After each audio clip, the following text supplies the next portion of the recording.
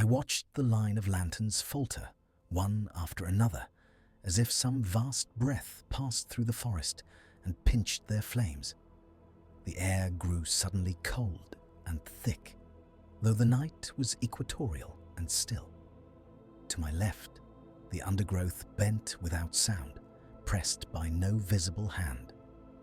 Then came the voices, imitating our own, calling our Christian names from the dark in tones not quite human. Men have pressed me in later years to set these events in order, though I confess my hand trembles even now.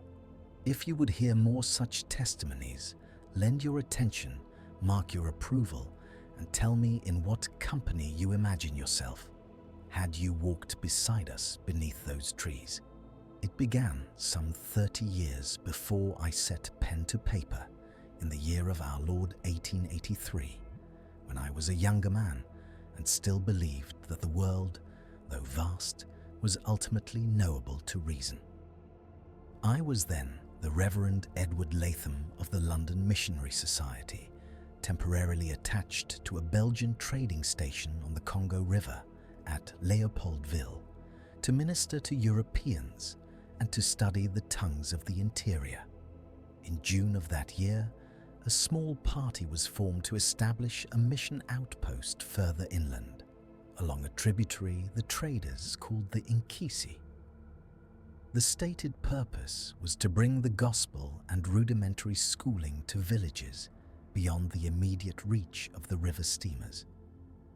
The unstated purpose, which the agents of King Leopold scarcely troubled to conceal, was to extend commercial influence and secure ivory routes before rival powers could do so. Our party numbered 6 Europeans and 9 African porters and guides. There was Henderson, a Scots physician who had served on the Nile, Marchand, a young French surveyor contracted for his skill with the theodolite, Brother Thomas, a Methodist lay teacher from Bristol, and myself. 2 Belgians, De Vries and Claus, represented the trading house and were responsible for our supplies and trade goods. The African men were Bakongo and Bateke, experienced in the bush, carrying our chests, rifles and stores. We departed Leopoldville on the 3rd of July, travelling first by canoe up a narrower channel where the main river broke into islands. The heat lay upon the water like a hand. Our boats were laden with bales of cloth, brass wire, a crate of cheap mirrors, and a small harmonium that Brother Thomas insisted upon bringing, convinced that hymns, properly rendered, would soften even the hardest heart. Each evening, I noted our progress in a leather journal, recording distances by dead reckoning and the angle of the sun, and marking villages upon a rough map. We carried a prismatic compass, aneroid barometer, surgical instruments, a pair of Martini Henry rifles, several older Snyder Enfields, and a box of blue-flamed lanterns with spare wicks and tin reservoirs. In those first days, there was nothing in our circumstances that could not be measured, weighed, or explained.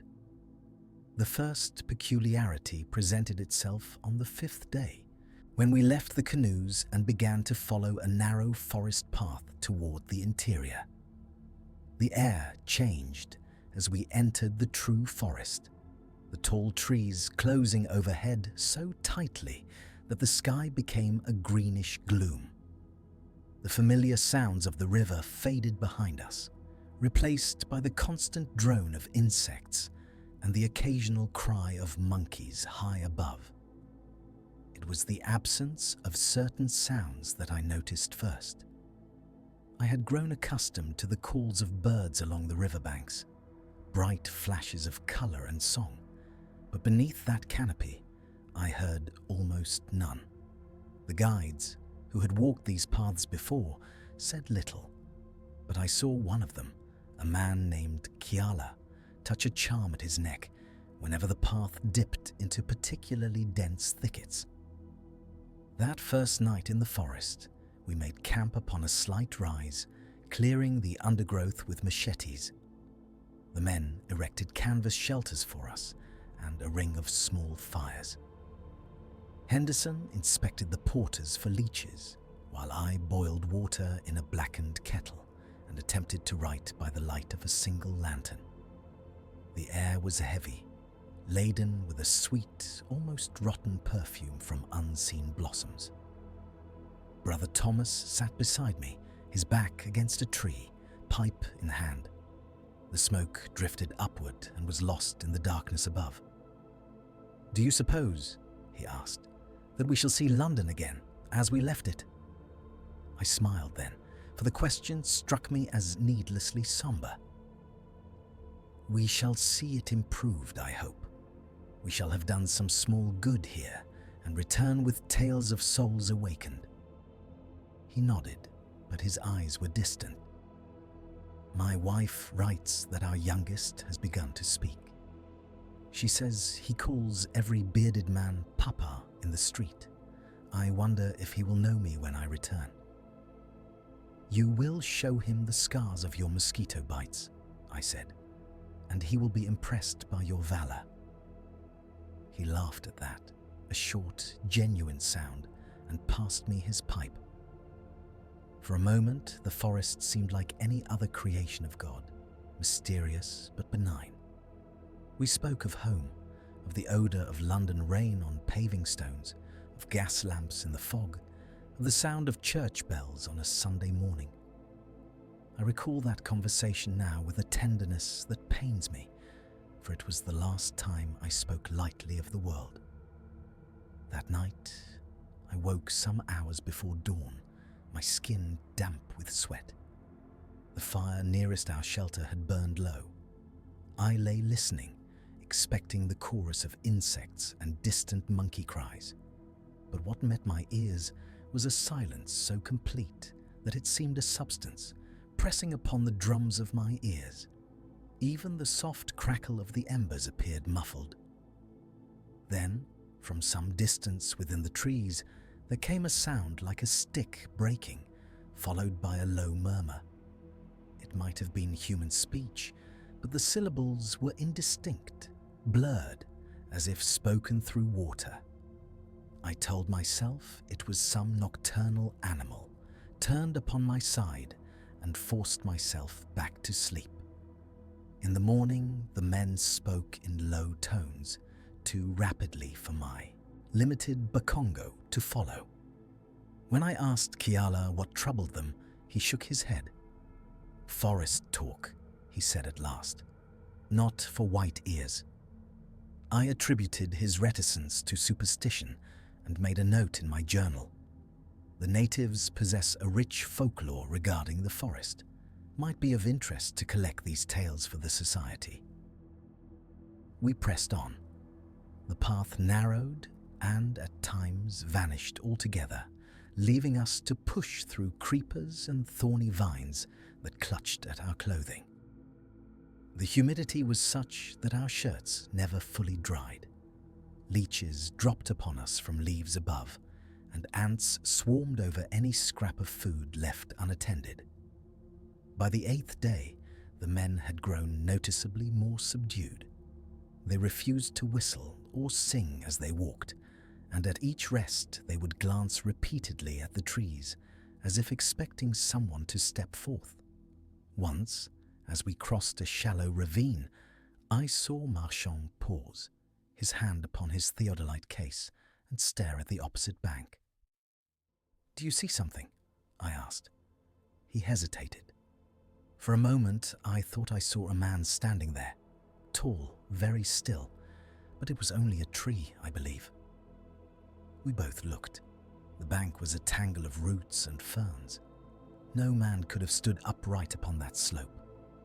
I made some jest about the forest playing tricks upon tired eyes, and we went on. That afternoon, we came upon tracks crossing the path, impressed in the damp earth. At first, I took them for those of a large ape. The toes were long, the heel broad, but the stride was wrong. Each print lay a full 5 feet from the next, and the line of them ran perfectly straight without the side-to-side sway of a gorilla's gait. Henderson crouched beside them, his spectacles slipping down his nose. "No claws," he murmured. "Not feline. Not any antelope I know, and too large for a man." "An old print, perhaps," I suggested, distorted by the rain. He pressed his fingers into one. "They were made last night. The edges are sharp." Kiala and the other guides refused to step upon the tracks. They walked around them in single file, eyes averted. When I asked again what troubled them, Kiala said only, "The forest walks," and would say no more. That night the silence returned, more profound than before. The very insects seemed to hold their breath. I lay awake, listening to the soft breathing of the men around me and to another sound that threaded through it.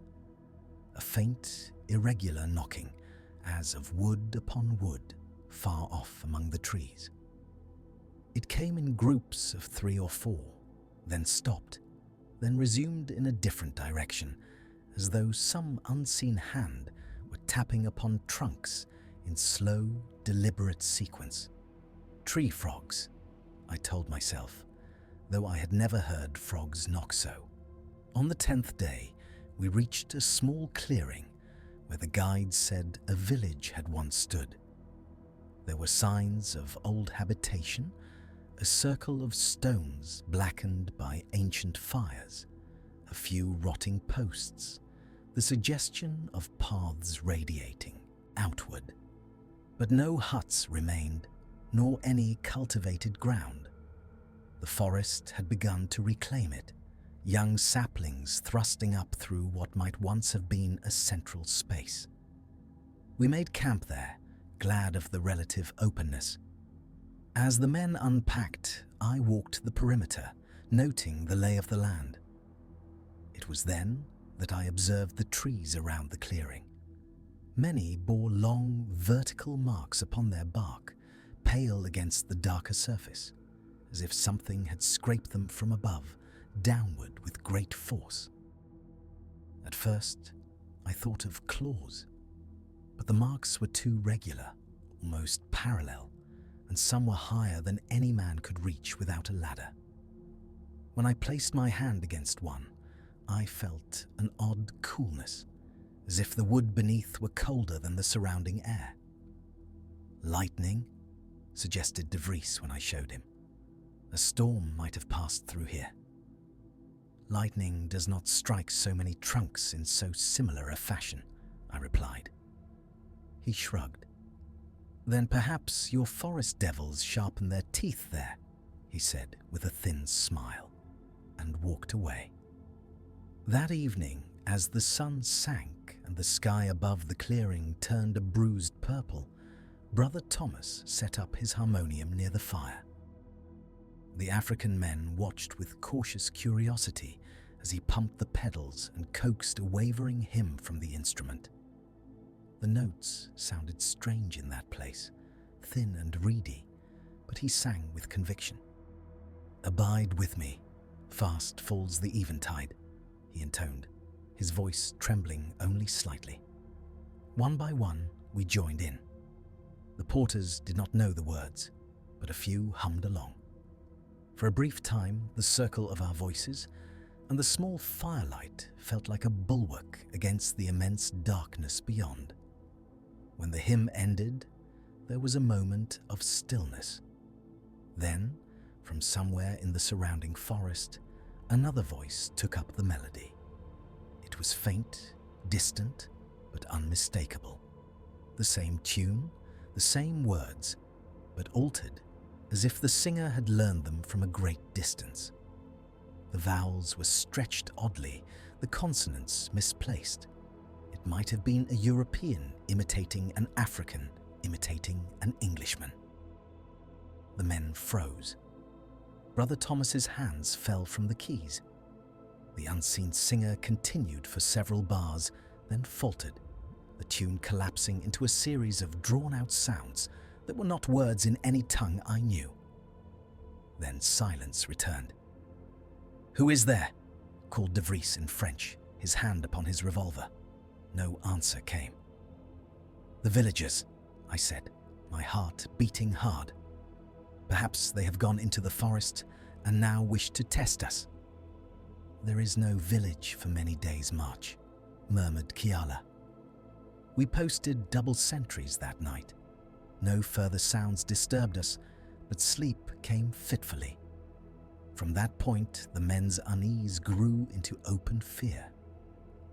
The guides urged us to turn back, saying that the path ahead led into a region where the forest was old in a way that men are not meant to walk. They spoke of presences that moved between the trees without being seen, of voices that called from above when no branches swayed. De Vries refused to consider retreat.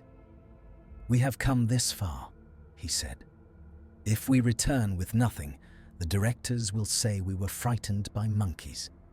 There is ivory inland. The people there will trade if we reach them first." I confess that I too argued for continuing. My zeal, which I then mistook for faith, told me that where fear held sway, the gospel was most needed. I see now that there was pride in it also, a reluctance to admit that the forest might unnerve me. On the 12th day, the air grew noticeably cooler, though the sun was high. A greyish mist clung to the ground in patches, even at noon, and our breath steamed faintly as we walked. Henderson remarked upon it, his scientific curiosity piqued. "There must be a marsh nearby," he said, "cold air seeping from the ground." The guides denied this. "No swamp," said Kiala. "The cold comes from the trees." That afternoon we found more tracks. These were clearer than the first set, impressed in a stretch of soft, dark earth where the path dipped. Each print was nearly twice the length of my boot, with 5 long toes splayed slightly outward. Between the toe pads and the heel, there was a distinct arch, like that of a human foot magnified. What troubled me most was not the size, but the way the tracks ended. They proceeded along the path for perhaps 20 yards, then stopped abruptly. The earth beyond was undisturbed. There were no broken branches to either side, no sign that the maker had leapt or turned aside. It was as if, in that spot, it had ceased to bear weight upon the ground. "Perhaps the soil is firmer ahead," I said, though I could see that it was just as soft. "Or it took to the trees," suggested Marchand, looking upward. The branches above were thick, interlaced, capable of bearing a man's weight. But there were no marks upon them, no broken twigs. That night, the knocking sounds returned, closer than before. They seemed to move around our camp in a slow circle, sometimes behind one tent, then another, always just beyond the reach of the lantern light. The pattern of the knocks was not random. There were sequences of 3, then 2, then 4, repeated as if in some deliberate code. "Woodpeckers," muttered de Vries, but I heard the doubt in his voice. Near midnight, as I sat awake with my back against a tree, listening, there came a sudden, sharp crack, like a rifle shot, from the darkness to our left. One of the lanterns guttered and went out, though no wind stirred. The men cried out. In the confusion, I saw, or thought I saw, a shape pass swiftly between 2 trees at the edge of the light. Tall, narrow, more like a pillar of darkness than a creature, its outline indistinct. It was gone in an instant. When I ran to the place, lantern raised, there was nothing there. The undergrowth was undisturbed. But the air was colder, and my breath smoked in, front of me. The next day, the first of our porters attempted to flee.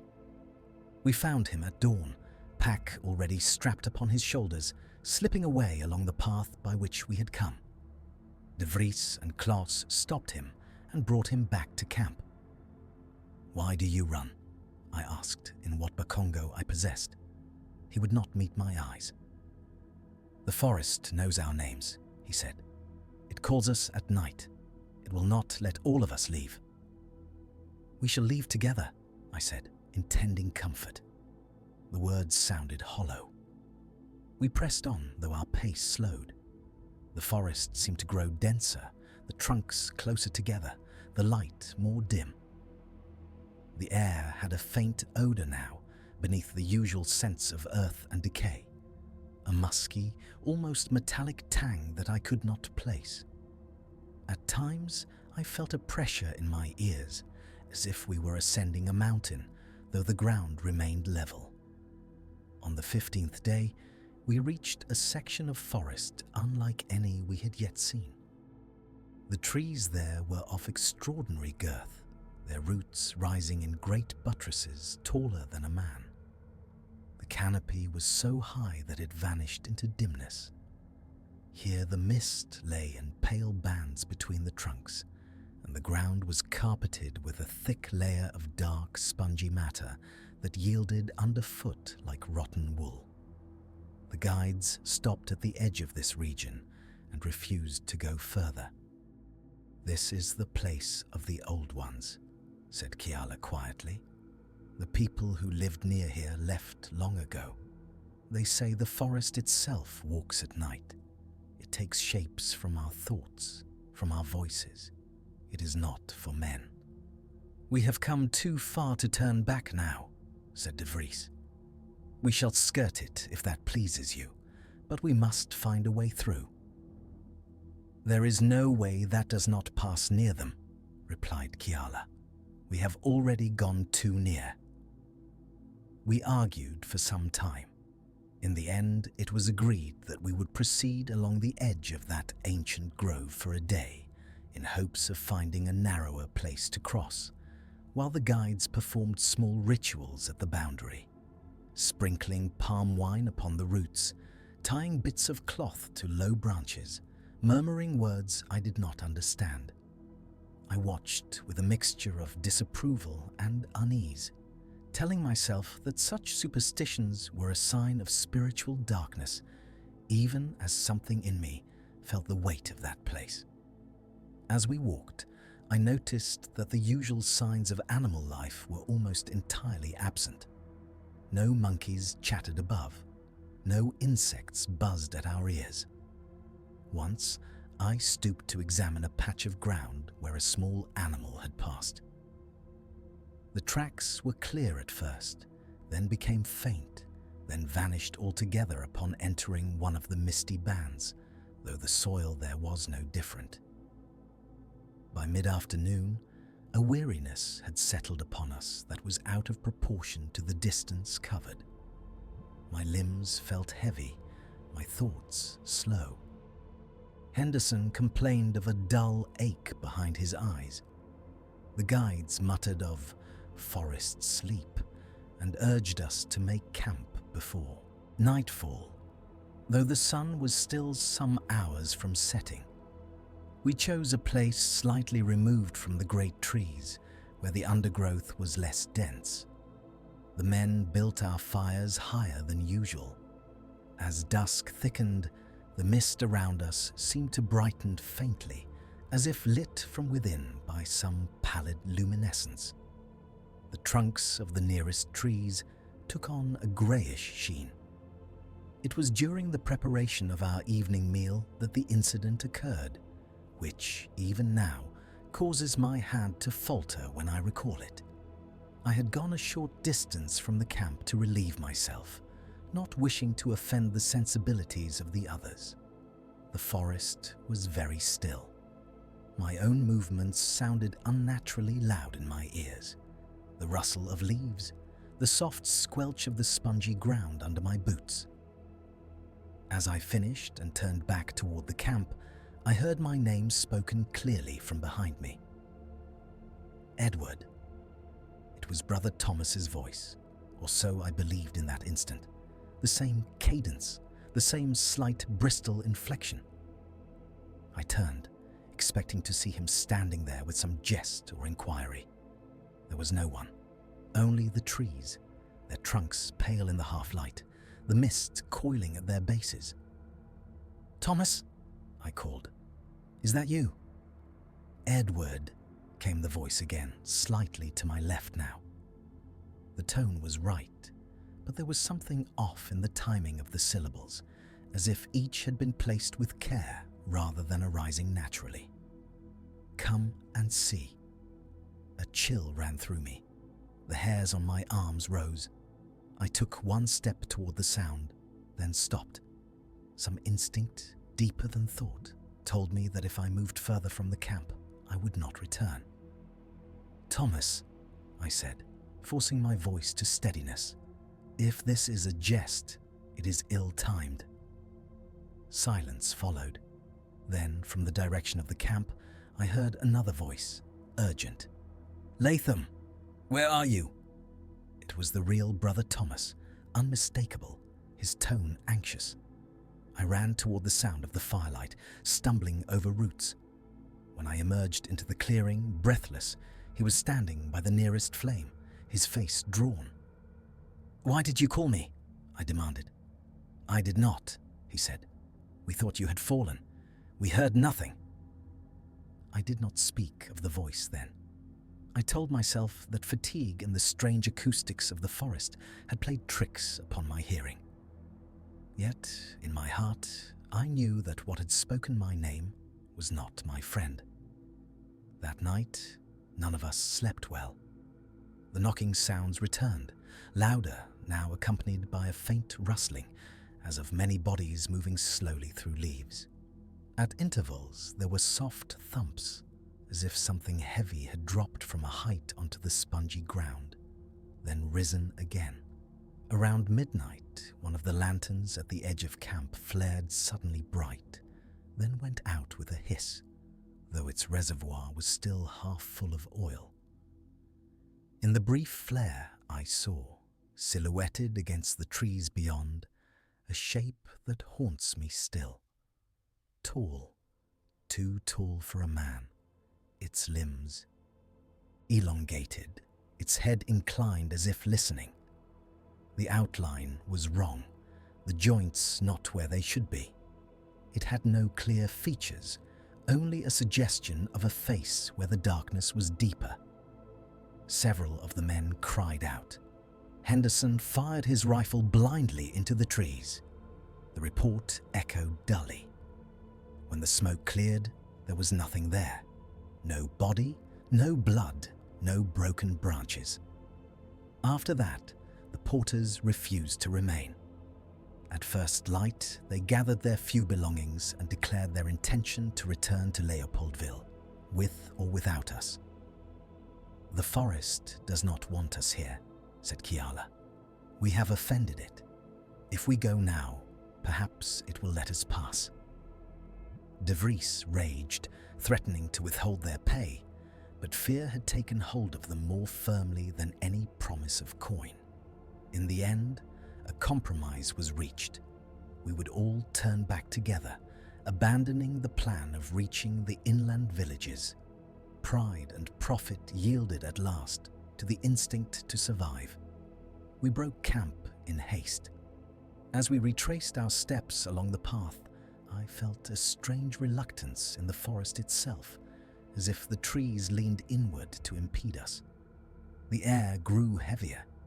The faint odor that had troubled me intensified, becoming a sour, almost sweet stench, like flowers left too long in a closed room.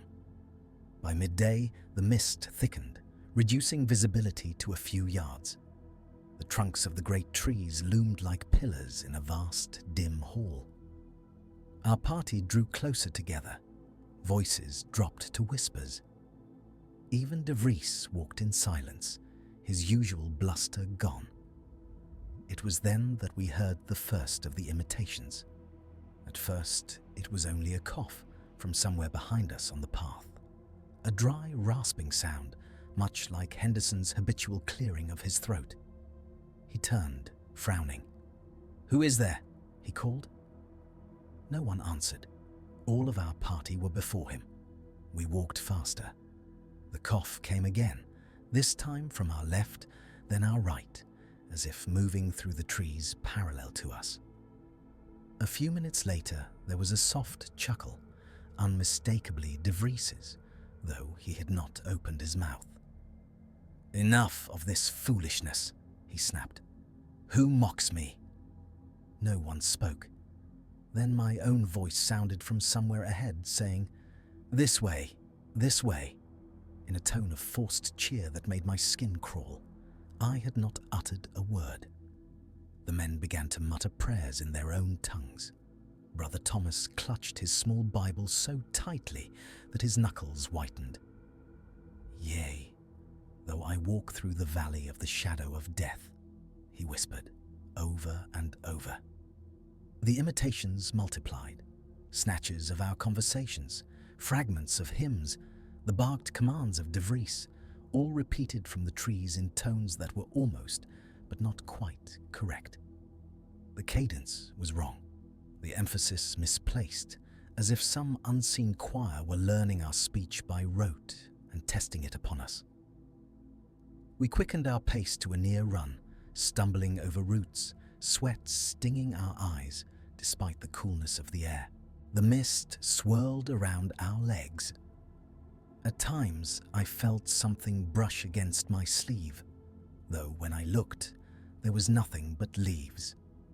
Then, without warning, the path ahead simply ceased. Where there had been a narrow track bordered by low shrubs, there was now a wall of roots and undergrowth, impenetrable. We stopped, panting. I checked the compass. The needle quivered, then swung erratically, refusing to settle. "We did not come this way," said Marchand, bewildered. "There was a path." We turned to retrace our steps, only to find that the way behind us had altered as well. The trees seemed closer together. The landmarks I remembered, an oddly twisted trunk, a fallen log, were gone or changed beyond recognition. Panic threatened to break over us like a wave. The guides argued in low, urgent voices. Henderson wiped his spectacles with shaking hands. De Vries swore that we must press forward, cutting a new path if necessary. "We cannot remain here," he said. "Whatever plays at the edge of our sight will grow bolder." We hacked our way through the undergrowth, branches whipping our faces, thorns tearing at our sleeves. The forest resisted. Vines seemed to coil back into place behind us. The light dimmed further, though by my watch it was only mid-afternoon. It was during this desperate push that we reached the moment I can only call the peak of our encounter, though the word feels inadequate. We broke at last into a small hollow, ringed by the roots of several enormous trees. The ground there was bare of undergrowth, the soil dark and damp. A faint, sour odor hung in the air. At the center of the hollow lay a depression, perhaps 10 feet across, filled with a tangle of leaves, small branches, and what at first I took to be animal bones. We halted instinctively at the edge. The place had the feeling of a lair or a nest, though I had never seen such a thing for any known creature. The leaves within were matted down, as if something heavy had lain there repeatedly. The bones were pale, some splintered, some whole. A few still bore scraps of dried tissue. Henderson stepped forward against the protests of the guides and knelt at the rim. He picked up one of the bones, turning it in his hand. "This is not from any antelope," he said quietly. "It is a phalanx, human." My stomach turned. I saw then, more clearly, that several of the longer bones were unmistakably human femurs. There was a fragment of a skull, the back of it crushed inward. Among them lay other bones I could not identify, too large for a man, too irregular in shape. The air grew colder. I felt a pressure upon my chest, as if the very atmosphere had thickened. "Leave it," whispered Brother Thomas. "For the love of God, leave it." A sound came then from above us, from the canopy high overhead. A long, slow exhalation, like wind passing through a tunnel, though the leaves did not stir. It was followed by a series of soft, wet pops, as if something were flexing joints that had grown stiff. We all looked up. What I saw then is difficult to describe, for it seemed less a creature than a rearrangement of the darkness itself.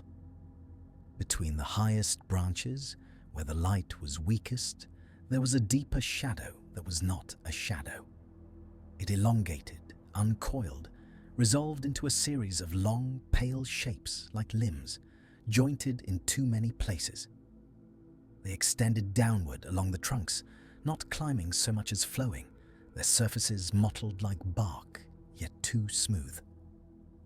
Where a face should have been, there was only an oval of deeper darkness, within which two paler voids suggested eyes, though I saw no reflection in them. As it descended, the air around us grew so cold that my breath billowed white. The forest fell utterly silent. Even the imitative voices ceased.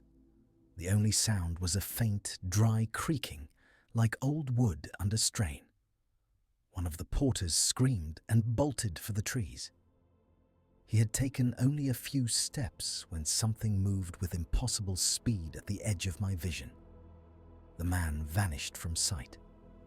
There was no cry, no struggle, only a rustle of leaves and a soft thump, as if something heavy had been dropped into the nest at the hollow's center. We stood frozen. I could not have moved if my life depended upon it. My limbs felt encased in ice. My mind, usually so quick to seek explanations, offered none. I remember thinking absurdly of certain passages in the Psalms that speak of the terrors of the night and things that creep in a darkness, and wondering whether the ancients had known more than we. The thing, or things, above us seemed to lean closer. I felt a pressure at the back of my skull, as though unseen fingers probed there. My own name whispered itself in my ears, in my own voice, over and over. "Edward, Edward, Edward." Each repetition slightly altered, as if testing the sound. De Vries moved first. With a hoarse shout, he raised his revolver and fired upward 3 times. The reports were deafening in the enclosed space. Muzzle flashes lit the trunks in brief, ghastly relief. When the smoke cleared, the deeper shadow had withdrawn somewhat, coiling back into the canopy. The temperature rose by a degree, enough that I could feel my fingers again. "Run," said Henderson, his voice barely more than a breath.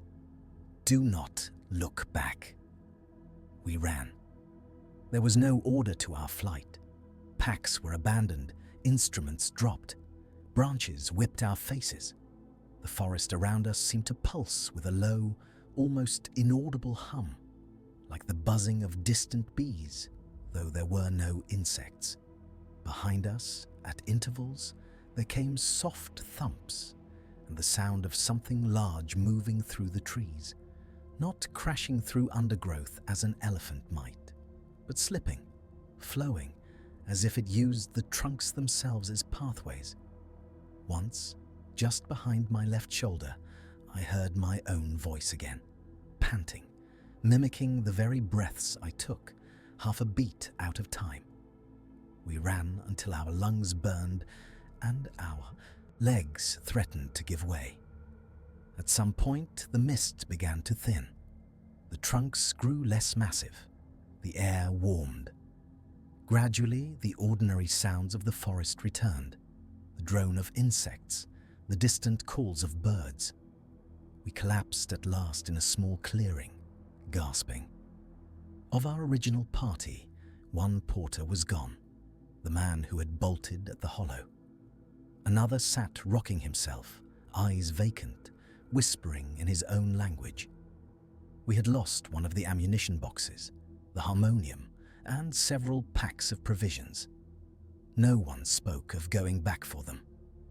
In the hours that followed, an unspoken agreement settled among us. We did not describe what we had seen in detail. When one of the men began to speak of long limbs in the trees, De Vries cut him off sharply. "We saw nothing," he said. "The mist plays tricks. The man who ran fell into a ravine. That is all." Henderson met my eyes then, and I saw in his the same understanding that lay in my own. That we had looked upon something that did not fit within our categories of animal, spirit, or hallucination. Yet we lacked the words to frame it, and so we clothed it in silence. Our journey back toward the river took 5 days, though it felt longer. The men moved like sleepwalkers. Even when the forest grew more open and the oppressive chill left us, a tension remained, as if we expected at any moment to hear our own voices called from the trees. At night, we huddled closer to the fires than before. The knocking sounds did not follow us, but from time to time there were brief, inexplicable incidents.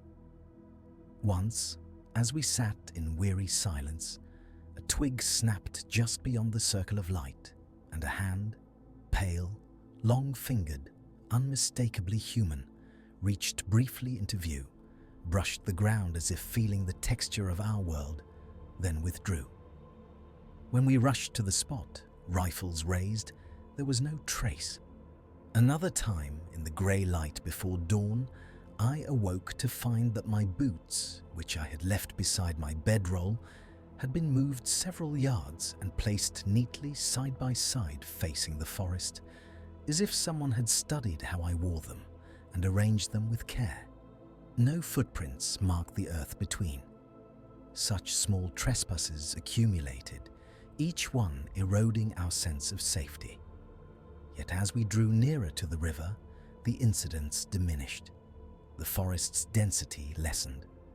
The sky grew brighter overhead. We began to hear the familiar rush of water in the distance.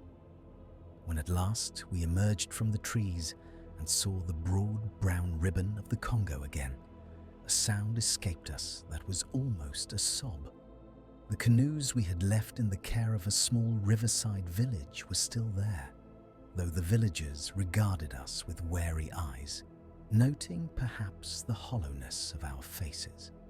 We returned to Leopoldville on the 27th of July.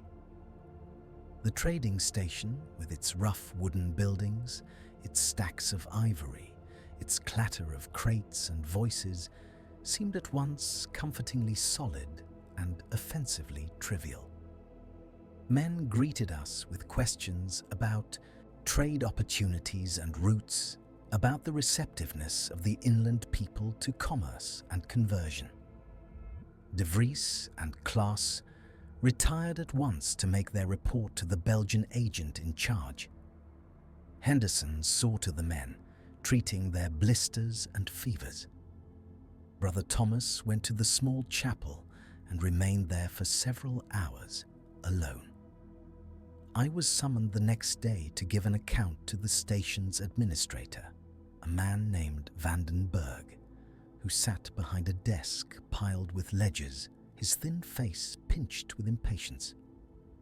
"So," he said, "you did not reach the villages marked on this map?" "No," I replied. "We encountered difficulties in the forest." "Hostile tribes?" "No.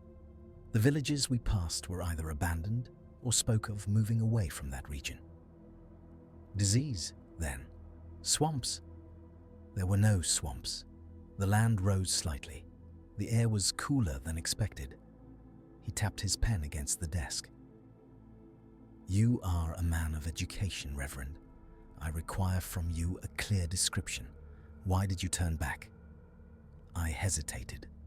The words that rose to my tongue, of voices in the trees, of tracks that ended in nothing, of a nest of bones and a darkness that moved, seemed absurd in the light of that cramped office, with its smell of ink and sweat.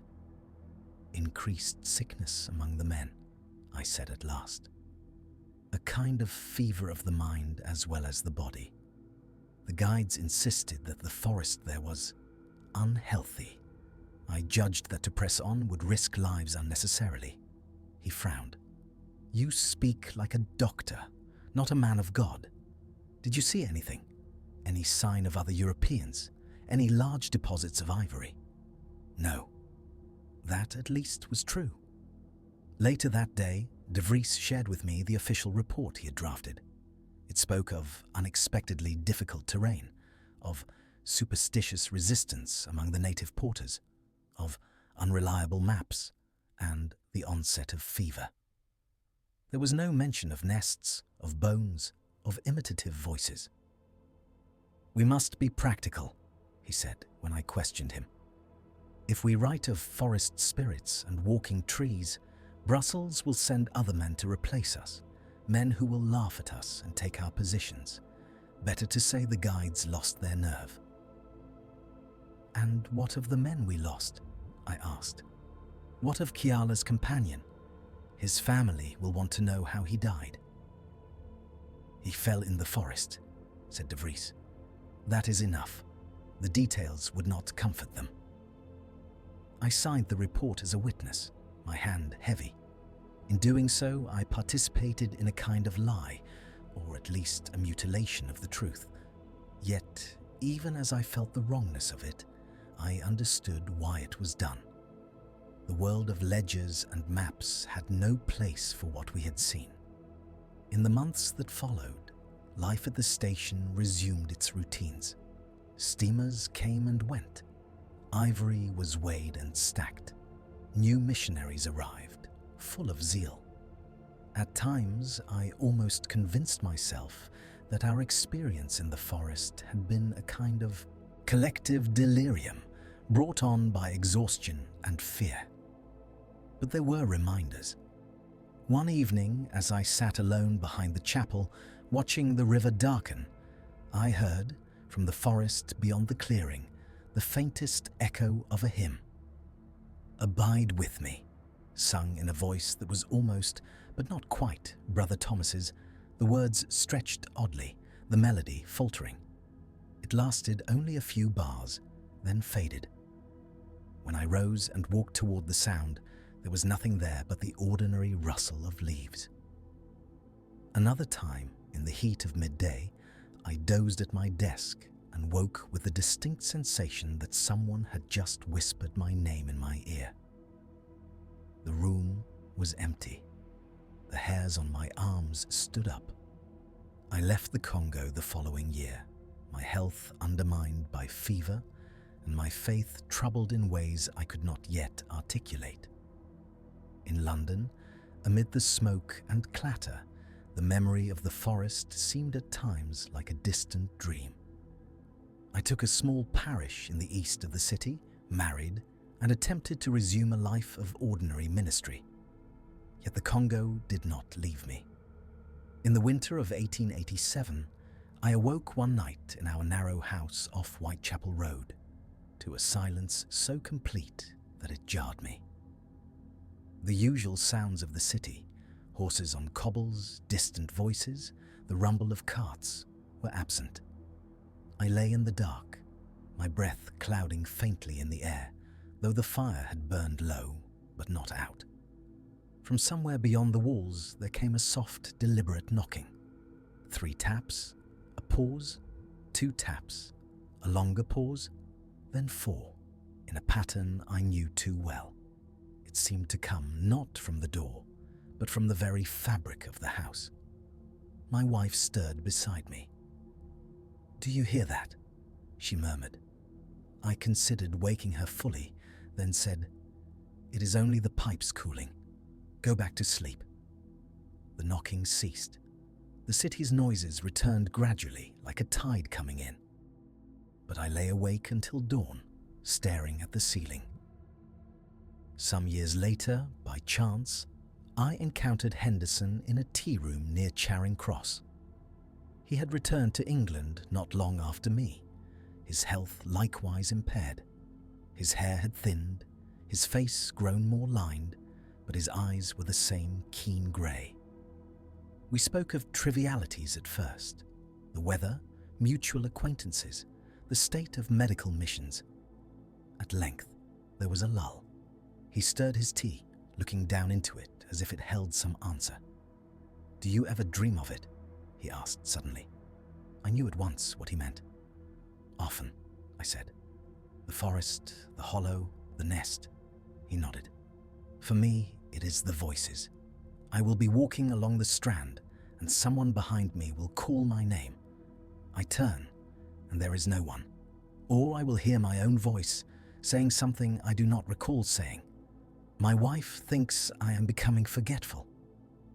"Have you told her?" I asked. "How could I?" He gave a short, bitter laugh.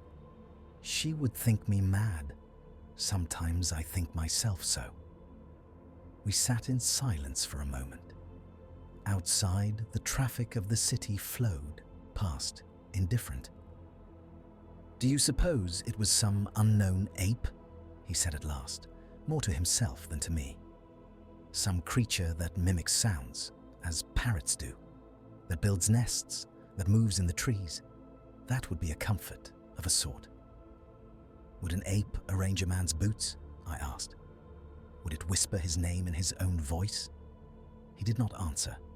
After a time we parted, each returning to our separate lives, carrying the same unspoken burden. In the decades since, I have sought, in quiet ways, to understand. I have read the accounts of other explorers in Africa, in the Amazon, in the great forests of Asia. Occasionally, in some obscure journal or missionary report, I have found a phrase that pricks me, a reference to voices in the trees, to tracks that begin and end in mid-air, to a great coldness beneath the canopy. Such passages are usually dismissed by their own authors as the products of fever or native superstition. Once, in a letter from a German missionary stationed far up the Congo beyond Stanley Falls, I found a description that chilled me. He wrote of a village abandoned overnight, of drums heard in the forest that no man admitted to beating, of children who would not sleep for fear of the tall ones who learn our words. He died of dysentery the following year. His letter, I suspect, lies unread in some mission archive. I have, on 2 occasions, attempted to speak more fully of our experience. The first was to a gathering of fellow clergymen when I was asked to share something of my time in Africa. I began with the usual anecdotes of travel and translation, but as I spoke, the memory of the hollow and the nest rose before me with such clarity that my voice faltered. I found myself describing only the physical hardships, the heat, the insects, the fevers. When I finished, an elderly bishop patted my arm and said, "You have been tested, my dear fellow, but the Lord has preserved you." I could not tell whether that was true. The second attempt was in writing, in a private journal not intended for publication.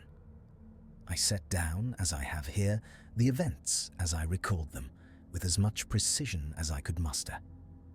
When I had filled several pages, I reread them by lamplight. The words seemed inadequate, either too tame or too hysterical. In a moment of weakness, I consigned those pages to the fire. Now, in my later years, I find that the forest returns to me most insistently in moments of quiet.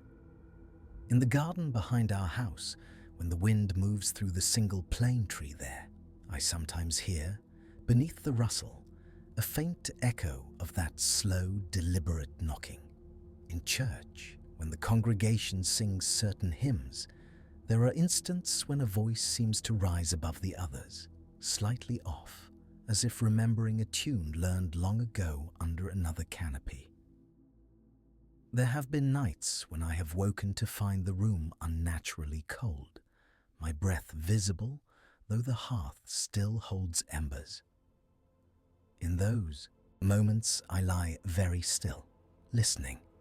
Once, in such a cold, I heard, from the corner of the room, my own voice whisper, "Edward," in a tone of mild curiosity, as if trying the name on for size. I did not turn my head. After a time, the air warmed and the house settled. I have sometimes wondered whether we brought something back with us from that forest, not in our packs, but in our minds, our voices, the very patterns of our speech. If the entities we glimpsed there, if entities they were, learned by imitation, by listening and repeating, then perhaps we served as their tutors in some small way. Perhaps, even now, in some remote stand of ancient trees along the Nkisi, there is a place where the mist hangs low and the air is cold. And in that place, when night falls, our words are still spoken by mouths that are not ours. Yet I must also admit that there is much I do not know and will never know. I am a man of faith, but faith, I have learned, does not mean that every mystery yields to explanation. Some things remain in the category of Job's whirlwind, of the voice that speaks from a place man cannot approach. If there is a lesson in what we encountered, it is perhaps this: that the world is older and stranger than our maps and doctrines allow, and that there are regions, whether of forest, ocean, or mind, where human presence is a brief intrusion, noted and then forgotten by whatever dwells there. Of all the memories that trouble my sleep, one detail returns more often than any other. It is not the sight of the nest, nor the bones, nor even the suggestion of limbs descending from the canopy. It is a smaller, almost trivial thing. The way my boots were placed that morning at the edge of camp, side by side, toes pointing toward the trees, as if some unseen observer had studied how I walked and wished, for a moment, to arrange the world as I did. Sometimes, in the quiet before dawn, when the house is still and the city's sounds have not yet risen, I lie awake and feel, just at the edge of hearing, a presence listening. Not watching, for eyes are not needed, but listening, patient, attentive, as if waiting for me to speak, so that it may learn again how my voice moves through the air. And in those moments, the memory of that cold, breathless forest returns so vividly that I taste the damp earth upon my tongue,